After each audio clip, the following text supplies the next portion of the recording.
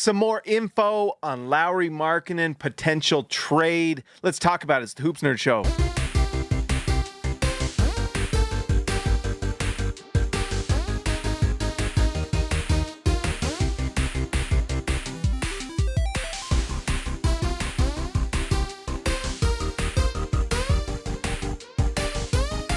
All right, guys, like always, like the video, subscribe to the channel, and if you really want to help out, please watch to the end. It helps out probably more than anything. Anyways, so we've had this rumor before, but it was reiterated. I can't remember if it was today or yesterday from Zach Lowe on his podcast talking about the Utah Jazz.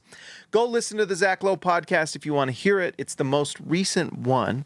But on this one, Zach Lowe talks about some of the more confounding moves that have been done in the NBA.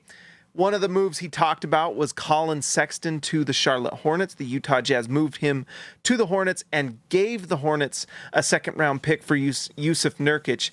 Very much was a move to clear the deck for Utah Jazz players. But in that conversation that was interesting is kind of talking about that trade and then Lauri Markkanen. Because of that trade, it gave Zach Lowe even more fire to his belief and what he's heard that Lauri Markkanen is the most interesting trade target in the NBA this season. They, in that podcast, if you go into it, will talk about Lauri Markkanen. He's said this same thing before, but it's interesting that he mentions it again. After all the offseason moves that have happened, he hasn't changed. So this is still up there as something that he's looking at. And they talk about the same thing that has been mentioned by multiple people, Tim McMahon. I don't know if Bill Simmons has talked about this or any other reporters, but it has been mentioned by Zach Lowe and by Tim McMahon, and I think actually some of the local beat writers. Lauri Markkanen has to rehab his trade value. Last season, he shot it very poorly. He shot 34% from three for the season. I don't care how difficult the shots he was taking from two and kind of the different types of shots he was taking. It's not like the three-point shots were all that much different than the ones he was taking before. He was not doing a lot of pull-up jump shooting. It was mostly catch and shoot, and he shot 34% from three. I don't know why he shot so poorly. I mean, everyone talks about Paul George and how bad of a season he had.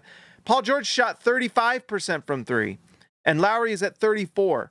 So he has some rehabbing to do for a player that has a lot of money going towards him the next 4 seasons with his contract. It's a huge contract. I don't know if it's interesting, the reports, and I've talked about this before too. We heard the report before. I think it was from Jake Fisher, where the Jazz are happy to have Lauri Markkanen on the team as the season goes on, but if they get an offer that's too good to give up on, then they will move him, right? So basically, Utah is fine going forward with Lauri Markkanen unless an offer comes. It makes me think when Zach Lowe reiterates that he has to rehab his trade value, that's the spin of the Jazz that's going out there. That they are willing to play Lauri Markkanen and have him be a part of the future with this young core, even though Utah is very much interested in being a bottom 8 team, a top 8 pick in the draft to keep their draft pick from going to the Oklahoma City Thunder. Yes, Utah's not going to be very good. Yes, they are in the Western Conference, that they will lose a lot of games. They still will play Eastern Conference teams.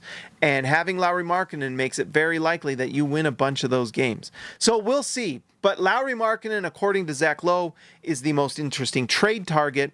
He has trade value that he has to rehab, although who knows? Maybe he wants to stay in Utah so he shoots it poorly. I don't know. That may very well be it. I don't think that's what it is, but it's certainly a possibility at least. And let's say Markkanen just doesn't shoot it well again next year, then the trade might not come. And in that scenario, Markkanen's going to have to watch out because Utah has players that are coming. Ace Bailey already looks like, from what little we've seen from Summer League, looks like a prospect that's going to have a lot of talent and should just improve with reps. And we saw Kyle Filipowski win Summer League MVP. And Filipowski might make Markkanen a little bit tradable, or at least expendable to some extent, depending on what the Jazz want to do with their goals, knowing that next year they want a top 8 pick.